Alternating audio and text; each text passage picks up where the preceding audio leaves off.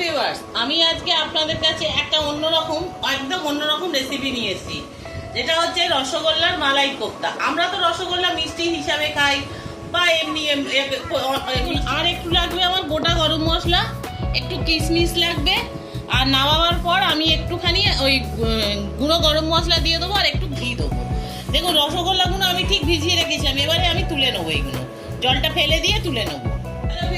আমি আজকে আপনাদের কাছে একটা একদম অন্যরকম রেসিপি নিয়ে এসেছি, যেটা হচ্ছে রসগোল্লার মালাই কোফতা। আমরা তো রসগোল্লা মিষ্টি হিসাবে খাই বা এমনি মিষ্টি হিসাবেই বেশি খেয়ে থাকি, রসগোল্লার পায়েস অনেকে খাই, কিন্তু আজকে দেখাবো আমি রসগোল্লার মালাই কোফতা।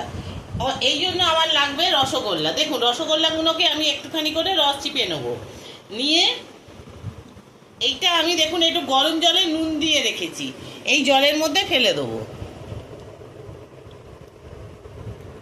রসগোল্লাগুলোকে আমি এই নুন জলে ঠিক 2 মিনিট আমি রাখবো।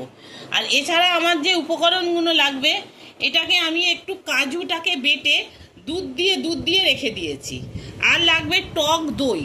এই টক দইটার মধ্যে দেখুন, এটা টক দই, এর মধ্যে হলুদ, কাশ্মীরি লঙ্কার গুঁড়ো, ধনের গুঁড়ো আমি একসঙ্গে মিশিয়ে রেখেছি। এটাকে আমি ভালোভাবে ফেটিয়ে নেবো। দেখুন, আর একটু লাগবে আমার গোটা গরম মশলা, একটু কিশমিশ লাগবে, আর নামাবার পর আমি একটুখানি ওই গুঁড়ো গরম মশলা দিয়ে দেবো আর একটু ঘি দেবো। দেখুন, রসগোল্লাগুলো আমি ঠিক ভিজিয়ে রেখেছিলাম, এবারে আমি তুলে নেবো, এইগুলো জলটা ফেলে দিয়ে তুলে নেবো। দেখুন, রসগোল্লাগুলো আমি এইভাবে তুলে নিচ্ছি।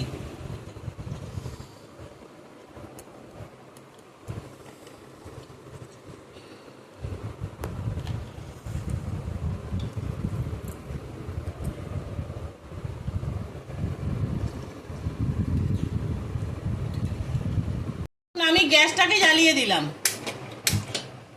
এবারে আমি গ্যাসের মধ্যে তেল দেবো। এই কড়াই, গ্যাসের মধ্যে তেল দেবো না,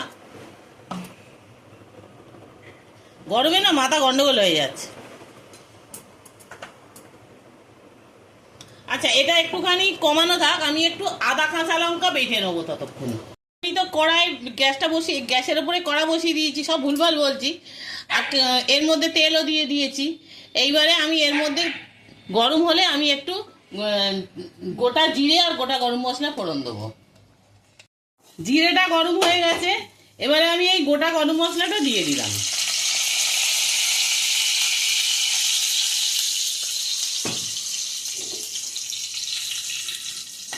গোটা গরম মশলা ফোড়নটা একটু ভালো গন্ধ বেরোলে আমি আদা কাঁচা লঙ্কাটা আগে দেবো। দেখুন, এবারে আমি এই আদা আর কাঁচা লঙ্কা যেটা বেটে রেখেছিলাম দিয়ে দিলাম।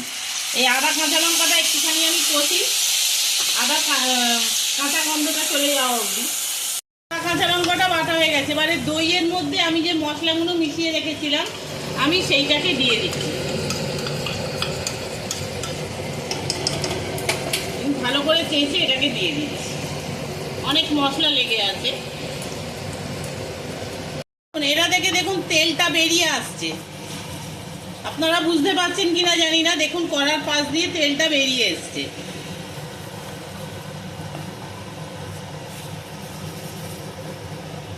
এই সময় আমি একটুখানি জল দেবো, যাতে মশলাটা না ধরে যায়। জল দিয়ে আমি আবার একটু কষবো। গ্যাসটাকে আমি বাড়িয়ে দিয়েছি। দেখুন, এবারে আমি এর মধ্যে নুন দেবো।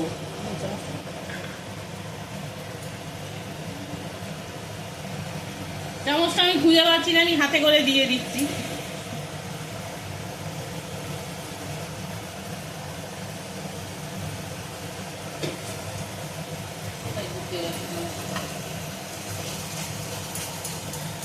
এবারে আমি যে কাজুটা বেটে তার সঙ্গে দুধ মিশিয়ে রেখেছিলাম, এইটাকে আমি ঢেলে দিলাম।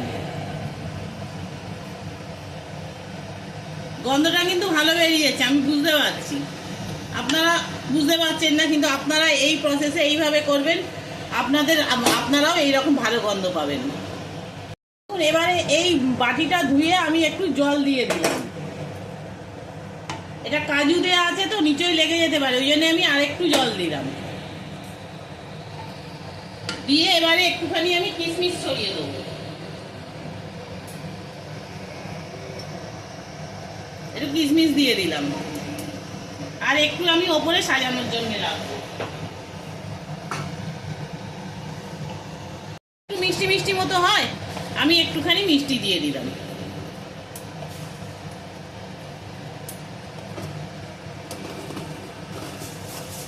যেহেতু মালাই কোপ্তা, তাই এর মধ্যে তো একটু আমাকে ফ্রেশ ক্রিম দিতেই হবে, আমি একটু ফ্রেশ ক্রিম দিয়ে দিলাম।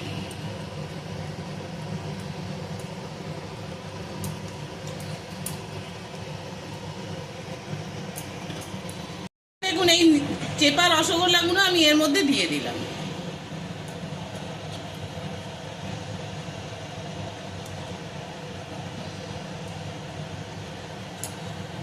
আমার হয়ে গেছে, এবারে আমি এর মধ্যে একটু কসুরি মেথি ছড়িয়ে দেবো।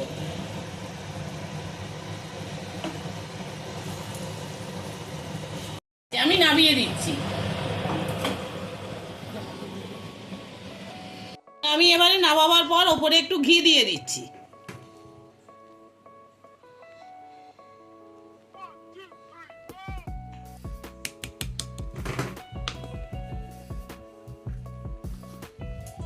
আর একটু গরম মশলা দিয়ে দিই, দিতেও পারেন আপনারা, নাও দিতে পারেন, কারণ কসুরি মেথি দেওয়া আছে।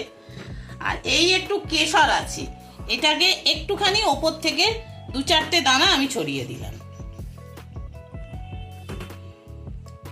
একটু কিশমিশ আমি এগুলো সাজানোর জন্য আমি দিয়ে দিলাম।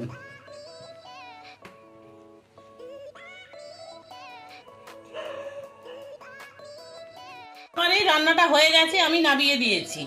এবারে আমি আপনাদের টেস্ট করে দেখছি কিরকম লাগছে।